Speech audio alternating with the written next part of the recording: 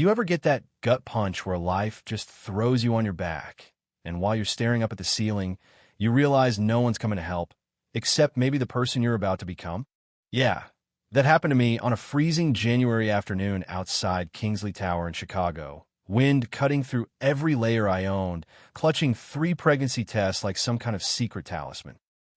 Sometimes the world makes you check your courage at the door before it'll let you inside. But I was there anyway, shoes clicking on marble, trying not to look too out of place in a lobby full of power suits and plastic smiles, my heart making more noise than my heels ever could. I gave my name, Caroline Miller, to a receptionist who looked me up and down like she could price my entire outfit at a glance. 32nd floor, she said, barely hiding a smirk, and suddenly I was that awkward girl again. The one who'd met Alexander Kingsley 6 months ago while tutoring his niece, never expecting to wind up in a world where everyone else's shoes cost more than my rent. But Alexander, back then, he made me feel different, special even. He said he liked how real I was. Turns out, real is code for disposable in some circles, but you don't see that at first, not when someone with movie star confidence calls you extraordinary and makes you believe it. The elevator doors opened to a woman with a severe haircut and a sharper attitude. She led me past magazine covers with Alexander's face on them, all tech wunderkind this and billionaire visionary that, until finally I was standing in his office, surrounded by glass, chrome, black leather, and enough cold to make the January wind outside feel friendly. He didn't even look up at first, just kept typing, the skyline glowing behind him. When he did, all that old warmth was gone, just this icy, business-like stare, like he was weighing up the price of my presence in his busy day. "I'll be with you in a moment," he said, not even glancing up. I stood there, feeling small, purse in a death grip, trying to remember how to breathe. When he finally spoke, his voice was flat. "What's so urgent it couldn't wait?" And I almost lost my nerve, but I'd rehearsed this 1,000 times. I put the 3 tests on his desk. "I'm pregnant, Alex." If silence could kill, I'd have dropped right there. He just stared, eyes hardening, like I'd shown up with a lawsuit instead of his own future. "You sure they're mine?" he asked. I thought I'd be angry, but all I felt was this cold disbelief settling in my bones. "Of course they're yours. How could you even ask that?" Alexander poured himself a drink. The expensive kind he once taught me to appreciate didn't even offer me a glass. "We've been careful. This shouldn't have happened." Then he looked me in the eye and said, "This was a mistake. You always knew it was temporary." Suddenly, I wasn't his partner. I was a problem to solve.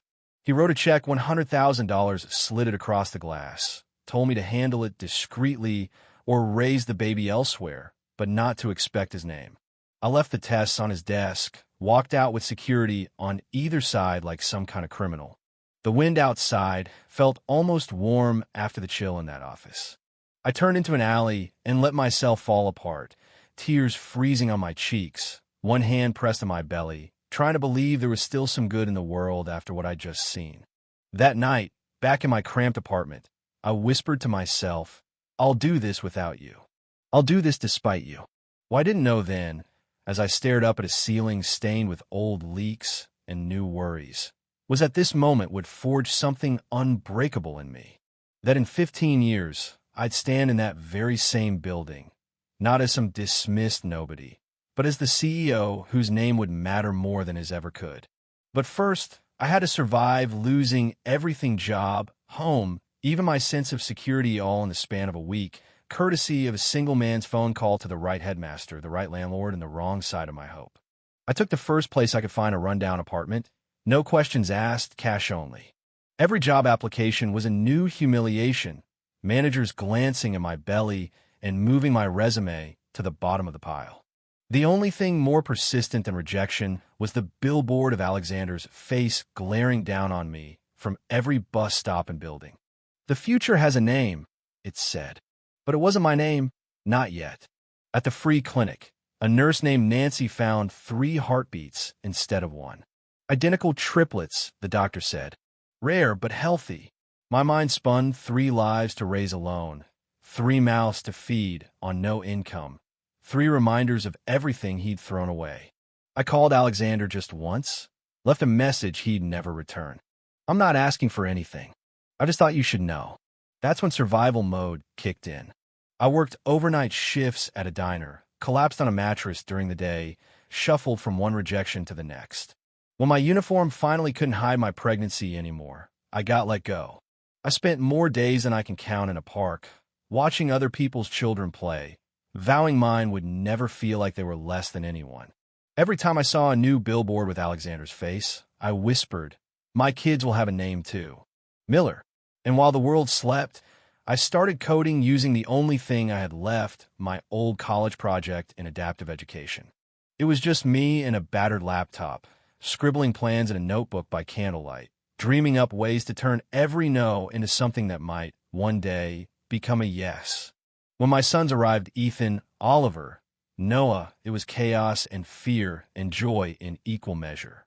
They were small, premature, but fierce, each one fighting for life in a glass box. I promised them right there, hand on each incubator, that they'd never know the emptiness I'd felt that day in Alexander's office. "For you," I whispered, "he simply won't exist." Raising 3 boys alone, I learned to move at their speed. Ethan, all curiosity and questions. Oliver, counting everything in sight.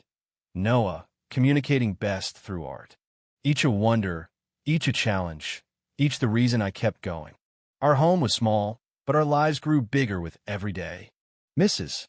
Jenkins, our neighbor, became family, bringing casseroles and warmth, helping me see that even broken things have value. Years passed.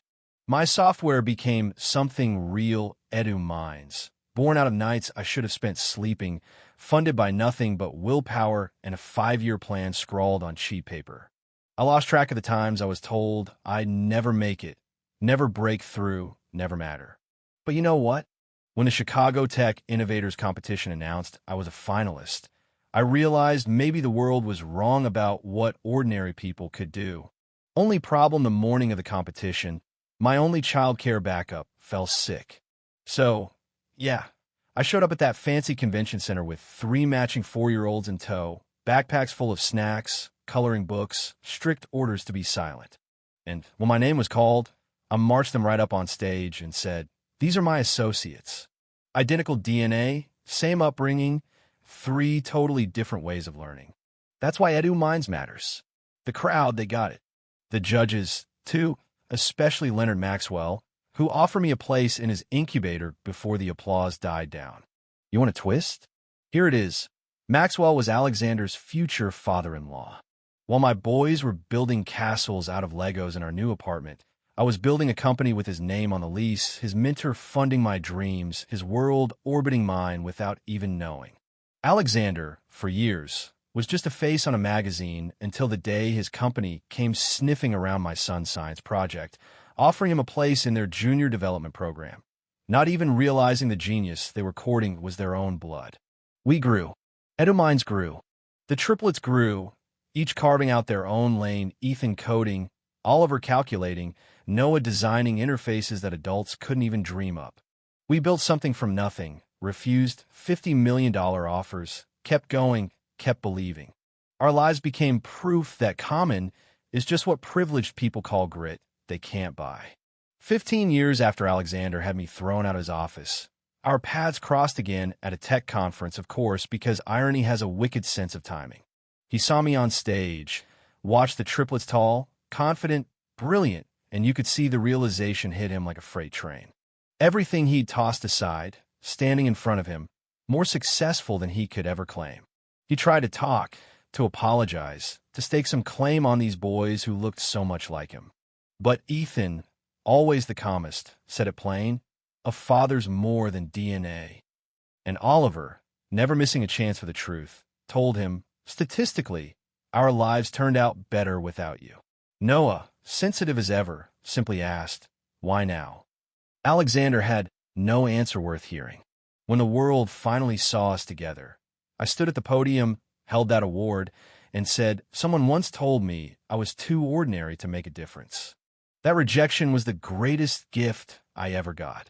My sons never needed an absent father. They had a mother who showed up every day and a name built from struggle, not inheritance. So, When you ask who gets the last word in a story like this, the billionaire who tried to erase you, or the mother who built an empire for her children, you know what? I'll let you decide. Is legacy about blood, or about showing up when no one else will? Drop your thoughts below. Tell me what you think matters most. A name, or the life you make for yourself. Because for me and my sons, the only thing ordinary about us was the day we started, not the day we finished.